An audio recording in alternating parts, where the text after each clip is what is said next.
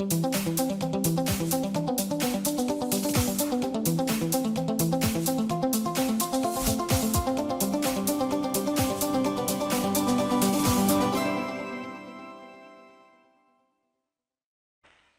bem, pessoal, vamos iniciar mais uma aula aqui dentro da nossa UCA, Regiões Amazônicas e Diversidade. Eu sou o professor Jefferson, estou aqui com vocês, a gente vai ter aí muitas informações ali para conferir sobre essa unidade 2, mas hoje eu estou acompanhado do professor Artemison. Boa noite. Olá, professor. Olá, professor Jefferson, tudo bem? Tranquilo. E vocês também estão bem? Sejam todos bem-vindos e bem-vindas. Eu sou o professor Artemison Montanho, também estarei com vocês fazendo essa viagem pela nossa UCA e aprendendo bastante coisa. Temos muitas coisas para conversar realmente nessa aula de hoje, né? Então vamos verificar o que temos para essa aula. Nossa aula de número 8 tem como objeto de conhecimento contexto sociopolítico da América Latina e do Caribe. Em detalhamento, professor. A gente vai falar nessa aula, pessoal, sobre a situação mesmo do espaço, algumas informações sobre o passado da América Latina, essa região do mundo que é tão importante. A gente vai entender as diferenças, inclusive, entre a América Latina e a América Anglo-Saxônica. Vamos falar um pouquinho da história, vamos falar um pouquinho das características políticas da América Latina. Por quê? Porque isso está relacionado com o motivo das pessoas migrarem de determinados países em direção ao Brasil, por exemplo. A gente precisa entender se as pessoas estão migrando, por quê, o que está acontecendo ali, de certa forma, para elas saírem dali. A gente vai tentar fazer um panorama geral sobre algumas situações nesses países, para a gente compreender melhor a dinâmica da região amazônica também, mas da América Latina como um todo. Então vamos lá, né, professor? Vamos lá iniciar a nossa aula.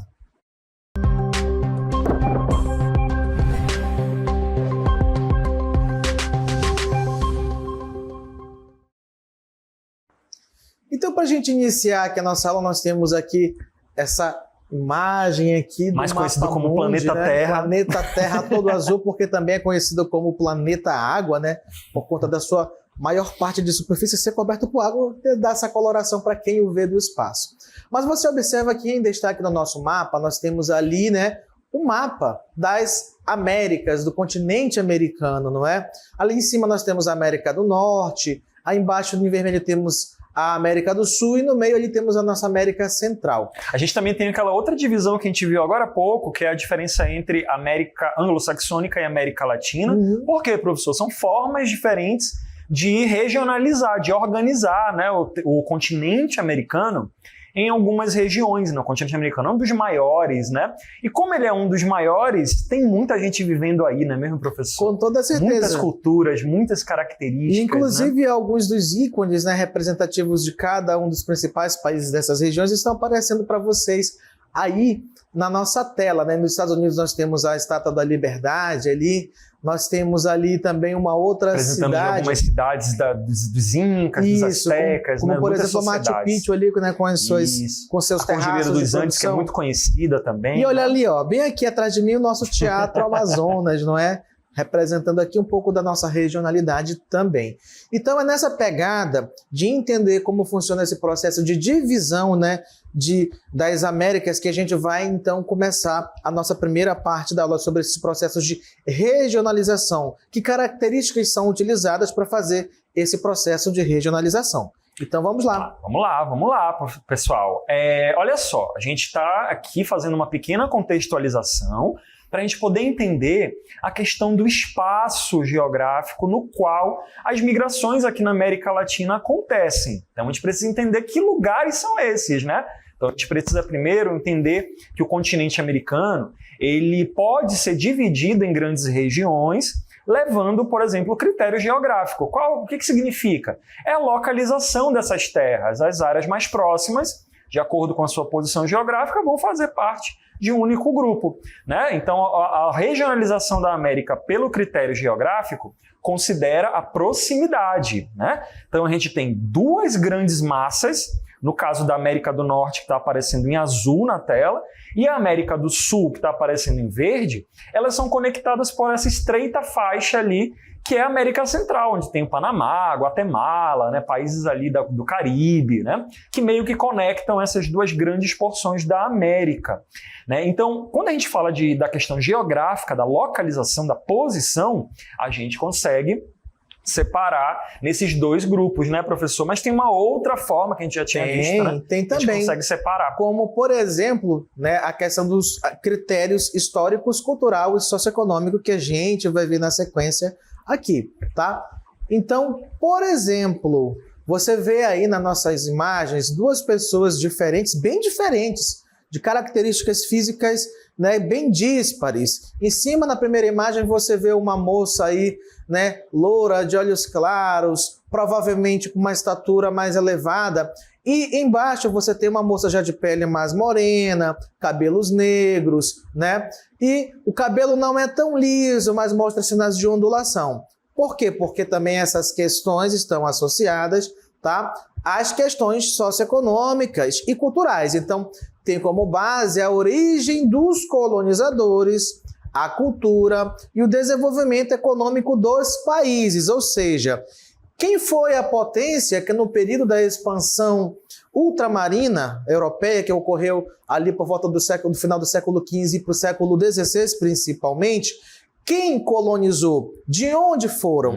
Então a gente sabe que, por exemplo, aqui na nossa América do Sul foi muito mais comum a presença dos colonizadores espanhóis e portugueses.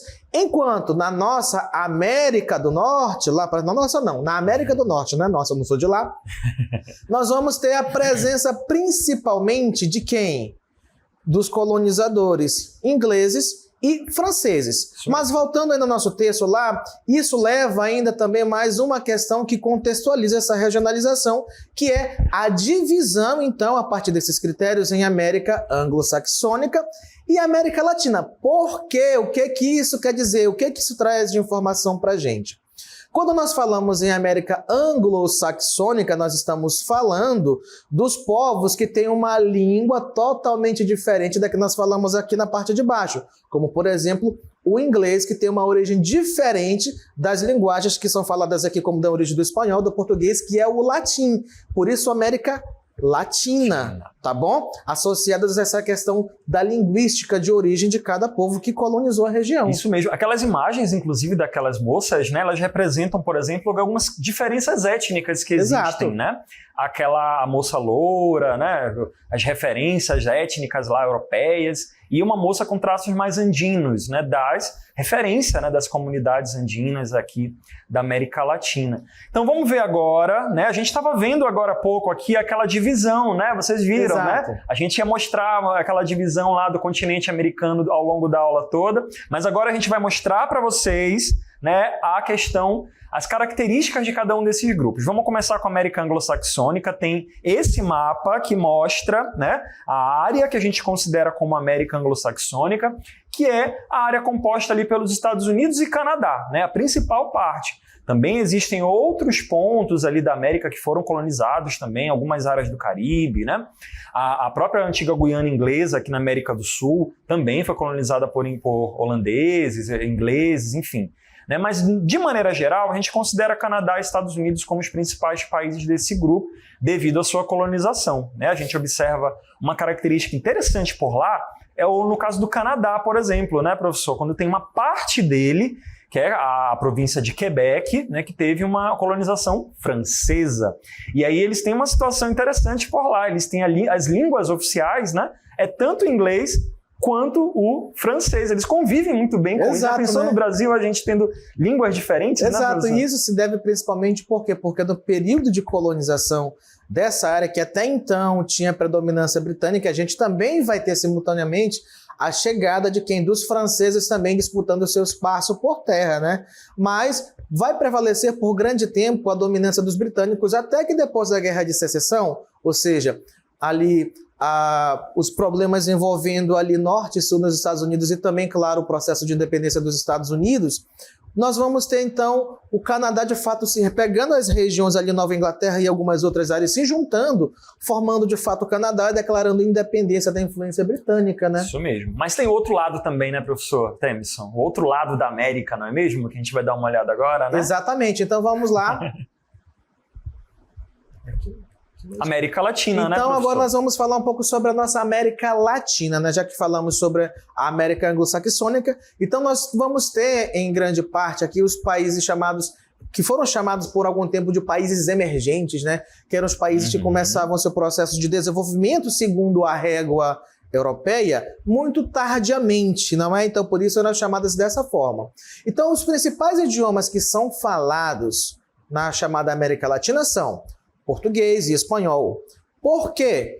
Porque são as línguas ligadas ao latim, que vem de onde? De origem dos seus colonizadores. Então, quais são os outros idiomas presentes também que a gente acaba encontrando? O francês, o holandês, o inglês, maia, guarani, Quechua, o Quechua está correto, e etc. Mas por que, professor, que tem o inglês ali também, se a gente está falando sobre essa questão? A gente tem todo um processo de ocupação. No fato da gente falar, por exemplo, o idioma português, é reflexo não de uma coisa natural, né, das sociedades brasileiras. É reflexo de todo um processo de exploração, de ocupação europeia, de imposição cultural. A própria questão da gastronomia, da religiosidade brasileira, né, ela tem influências diretas, né, de como era Portugal há 500 e poucos anos atrás. Né? A gente acabou incorporando isso, misturando, né, professor, com referências das comunidades indígenas, com as referências dos negros, né, escravizados, e isso acabou formando essa grande massa aí que Darcy Ribeiro falou, né, essa grande linguidade, né, que a gente não é nem branco, nem índio, nem negro, é toda uma mistura toda. Um livro muito bacana, inclusive, que eu recomendo. E aí a gente acaba voltando para um conceito que a gente já viu anteriormente durante a nossa unidade 1, que é da questão do hibridismo cultural, essa mistura de influências de origens diferentes. Então, finalizando o nosso texto nessa parte, então foram colonizados e explorados a partir do século XVI, principalmente por Portugal e Espanha. E a língua latina na América Latina, professor? Pois é, e esse termo, né? Qual é a origem? De onde vem esse termo? O senhor já falou, né, professor, a questão das origens ali, né, por conta dos idiomas latinos, né? A gente observa, então, que acabou virando, né, o reflexo dessa nossa região aqui, né, principalmente a partir do registro do filósofo chileno Francisco Bilbao, lá em 1856, né, e também pelo José Maria Torres Caicedo, em seu poema Las Dos Américas, As Duas Américas, em português, onde se começa a registrar essa parte aqui do mundo como tendo essa característica de serem países de América Latina, países que falam idiomas latinos, né, professor? Exatamente, como a gente vai ver, inclusive, na nossa próxima imagem, que traz uma divisão das Américas justamente por conta dos idiomas oficiais que são falados em cada um desses países. Pois é, quando a gente observa a América Latina de maneira geral, pessoal, que vem desde aqui do México até o finalzinho aqui do Chile, da Argentina, a gente tem uma grande quantidade de países que falam o idioma espanhol. Tem algumas exceções, né? O Peru tem uma característica de ter os idiomas indígenas, né? O Quechua, o Aymara. A gente tem ali a Bolívia, né? Com uma quantidade de indígenas muito grande, isso já foi dito aqui nos nossos estudos, né? A Bolívia tem uma quantidade de população indígena muito grande. Mas olha aqui o Brasil, né? O Brasil tem aí o idioma português muito forte, enquanto os países da América Anglo-Saxônica têm essa característica. Então, gente, a questão do idioma, no caso aí da América Anglo-Saxônica ser o inglês, e no caso do Canadá o inglês e o francês, acaba trazendo muitas diferenças, né? É como se a gente tivesse mesmo dois grandes grupos de países aqui, né? Países que foram colonizados pela Inglaterra, né, pela França e os países da América Latina. Então a gente já tem esses dois grandes grupos, né, professor Artemison? Exatamente. Dessa forma de como é que tá as coisas agora, refletindo diretamente no que aconteceu antes, né, professor? Exato. E também uma outra forma de enxergar essa regionalização é através dos processos de colonização, como eles aconteceram. Não só por quem colonizou a língua falada, mas também como ocorreu esse processo, como a gente vai ver na sequência. Por exemplo, na América Latina, nós vamos ter como forma predominante de colonização a questão da colonização de exploração, que foi uma forma de colonização empregada pelos europeus nos territórios conquistados a partir do século XVI.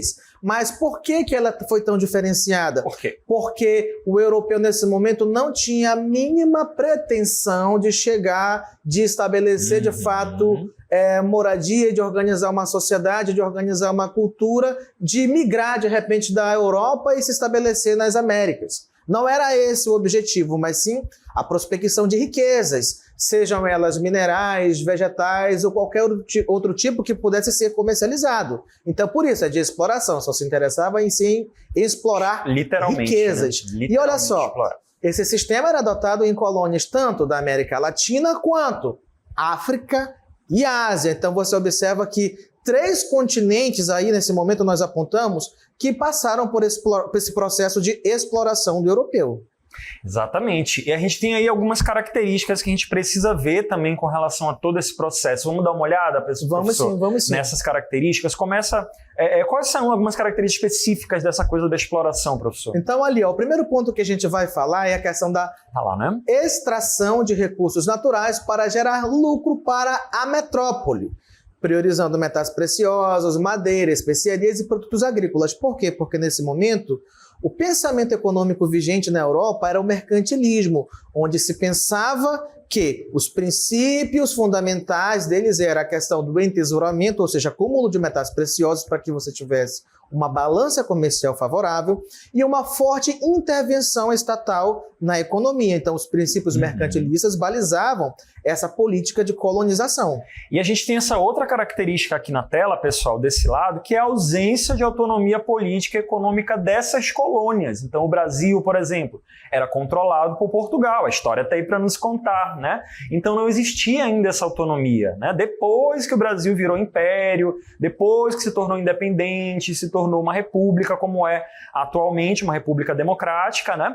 E a gente observa que nesse período, enquanto ela era uma colônia, assim como os outros países da América Latina, eles não tinham nenhuma autonomia nesse sentido, né? Era o que a coroa portuguesa, o que a coroa espanhola definia para essa parte do mundo, né? Então tinha essa característica importante dentro da colonização de exploração. E isso, claro, o fato de estar sendo explorado o tempo todo, né, professor, gerou algumas consequências. Vai gerar diversas consequências e nós vamos apontar algumas delas aqui, como, por exemplo, a questão de quê? De extermínio da maior parte das comunidades indígenas existentes na América pré-colombiana. Por quê?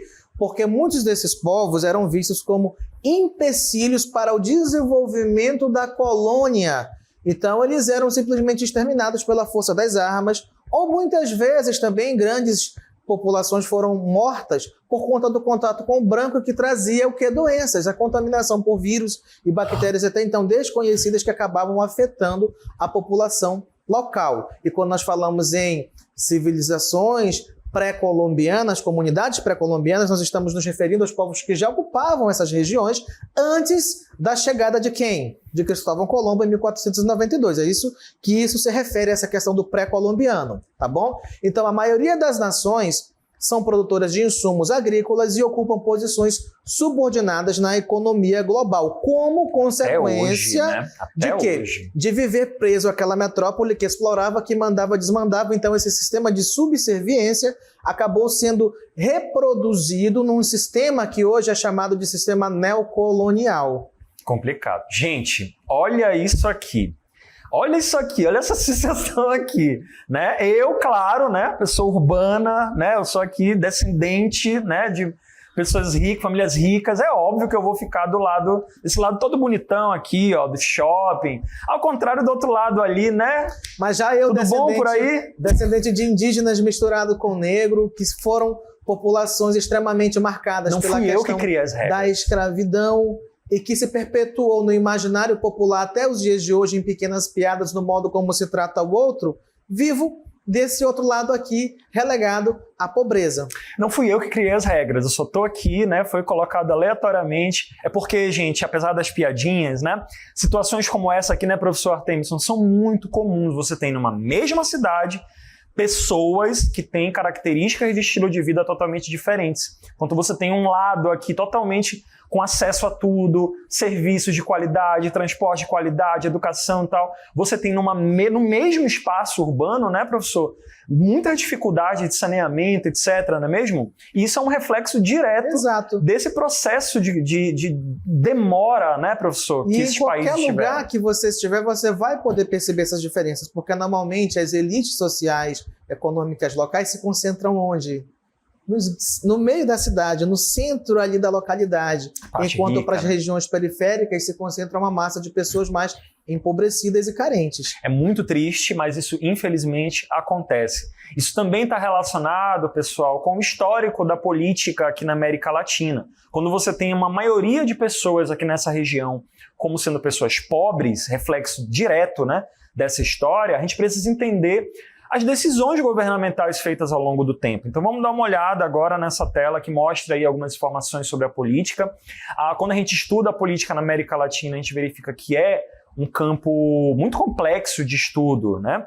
Cada país tem uma grande diversidade de experiências, de desafios, né? A América Latina, pessoal, ela passou por situações muito dramáticas ao longo do tempo, principalmente, né, ao longo dos últimos séculos, depois de se tornaram independentes, regimes autoritários, ditaduras militares, o processo de redemocratização às vezes foi muito tumultuoso, né? E isso acaba gerando crises econômicas e sociais, quando você tem uma quantidade muito grande, né, professor, de pessoas que são pobres, né? Isso acaba ressaltando muito a necessidade de apoio, né, para as comunidades sociais, né?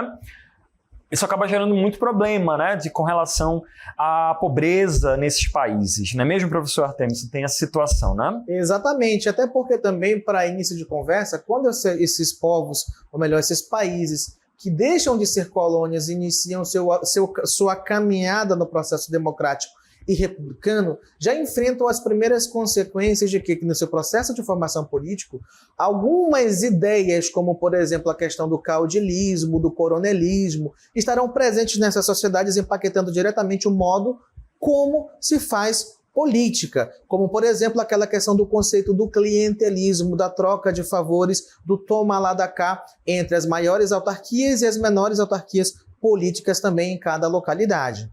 E é isso que a gente vai ver agora, né, com relação às principais características da política na América Latina. A gente vai até mostrar para vocês agora.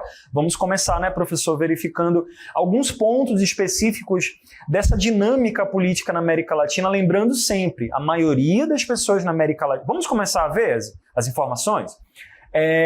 A maioria da população, né, professor, é pobre. Então, as decisões dos governos, elas têm que buscar principalmente essas pessoas, não é? Exato. Só que a gente vê que tem muitos percalços, muitos desafios, né, professor? Exato. Então, as políticas públicas não acabam cobrindo a diversidade de pessoas que muitas vezes também, apesar de estarem no mesmo espaço geográfico, elas têm culturas diferentes, origens diferentes, questões sociais e econômicas totalmente diferentes. Então, na verdade, nós temos uma diversidade muitas vezes tanto étnica, quanto também política, de vieses políticos diferentes, quanto econômicos também no mesmo espaço. Além disso, dessa diversidade, que muitas vezes não é respeitada, nós temos também a questão de uma herança cultural que foi deixada pela questão da colonização. Então, essa herança colonial ainda traz esses reflexos de muitas vezes de superioridade de uma camada da população que se acha mais importante, que domina a política e a economia local, desprezando quem está embaixo. Então nós vamos ter também como herança desse momento, dessa questão colonial, a interferência externa dos países mais ricos sobre os países mais pobres, com as questões, por exemplo, do imperialismo e do neocolonialismo, onde a pressão econômica e política das grandes potências continuam agindo hoje. Mas além dessas, tem outras características, né, professor? A gente sabe que os governantes, eles sempre buscam, né, dentro de regimes democráticos, falar com essa população. Por isso que a questão, como a gente vai ver agora, a questão do populismo, tem sido uma característica muito interessante. Muito marcante, né, aqui na América Latina, aquele discurso para tentar falar, para tentar atingir aquela pessoa, tentar melhorar na situação de vida e tal, aquela coisa muito forte, né? Ou também existe o populismo também, uma coisa mais intensa, né? Tem que mandar matar mesmo, não quero saber de gente que é diferente, não quero saber, o que importa somos nós, que somos a maioria e etc. Discursos populistas em geral, de qualquer espectro político, acabam, de certa forma, atingindo as pessoas, né? Outra característica na política da América Latina é a desigualdade social, né? Que como ela é muito presente, então as pessoas que são eleitas pelo povo, elas são muito eleitas em cima dessa base, né? De tentar resolver a questão da desigualdade social, principalmente lideranças políticas mais progressistas, né? Que tem sido muito comum na América Latina. Afinal de contas, vamos lembrar, a maioria da população na América Latina é pobre. Então, as lideranças políticas elas têm que fazer coisas para diminuir a desigualdade social, né? Senão vai ficar só governando só por uma parte da população. Outra situação é a questão do clientelismo e da corrupção, que até foi falado, né, professor? Exato. A questão de você ter aquelas decisões feitas ali de qualquer jeito, né? Muitas decisões que não necessariamente passam pelo povo, né? E nem são para o povo. E nem são para o povo. Muito bem. Pessoal, a gente vai agora trazer um outro aspecto da realidade da América Latina, né? Não apenas a questão da política, mas também está relacionado com a política, né? Que são algumas áreas de fronteira que existem nessa parte do mundo, né? Então a gente vai dar uma olhada agora, a gente vai fazer agora uma grande troca aqui, né, com a magia da edição e vamos mostrar agora, né, nesse momento aqui, alguns pontos específicos, né, que trazem ali essa questão dos conflitos. Algumas áreas de conflito a gente vai acompanhar junto agora aqui, né, que a gente vai, ao longo da América Latina, apesar de que essa parte do planeta, ela não tem, assim, grandes áreas de guerra, né, professor? Historicamente falando, teve alguns conflitos aqui e tal, mas a gente vai dar uma olhada em alguns conflitos que existem na região. Vamos passar rapidinho, né? Entre aqui o Equador e o Peru, teve alguns conflitos ao longo da década de 90 lá na área do Rio Cenepa, né, uma área onde principalmente, né, queriam definir onde começava e onde terminava um país. Esse é um dos grandes motivos aqui para conflitos aqui na região. Mas tem também outros pontos que a gente vai ver agora, né, professor? Exato, como por exemplo nessa questão da Guerra do Cenepa, né, a disputa por recursos naturais, né, que poderiam ser explorados, que foi necessário, por exemplo, a interferência do Papa, Isso, né, João Paulo II, para se terminar. Também temos a questão aí do canal de Beagle entre Argentina e Chile, que por sua vez também é resultante dessas questões territoriais. Nós vamos ter interferência novamente do Papa João Paulo II, mas também do presidente dos Estados Unidos na época, Jimmy Carter, né, se juntando ali para fazer um acordo onde se finalizasse esse confronto entre Chile e Argentina por essa região. Isso. Vamos continuar verificando, então, outra parte aqui dos conflitos, né, na América Latina, né, que tem algumas áreas que são, assim, ainda estavam em discussão durante um tempo. Um que está bem recente, inclusive, é a questão das Ilhas Malvinas. O presidente atual da Argentina quer retomar, está com um discurso aí de que quer retomar as Ilhas Malvinas, que é algumas ilhas próximas ali do sul da Argentina, que são de posse do Reino Unido. Então está essa discussão aí.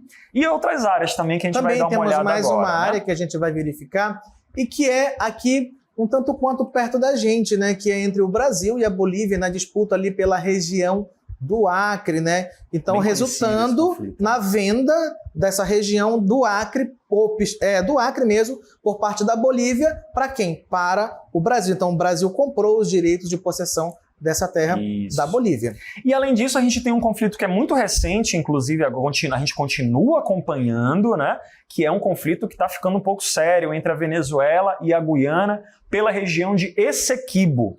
Sobre esse conflito, pessoal, a gente vai se debruçar um pouco mais agora, a gente vai mostrar na próxima tela agora algumas informações. Toda essa área do mapa que está circulada em vermelho é a área de Essequibo, que é da Guiana, mas a Venezuela porque quer anexar essa área, né? Então existe uma disputa, foi feito um referendo na Venezuela para tentar ocupar essas áreas ali. E é óbvio que do outro lado, né, não vai querer. Esse aqui é uma área onde tem muitos recursos naturais, reserva de petróleo, e a Venezuela quer retomar. Historicamente falando, a Venezuela tinha posses dessas áreas, né, professor?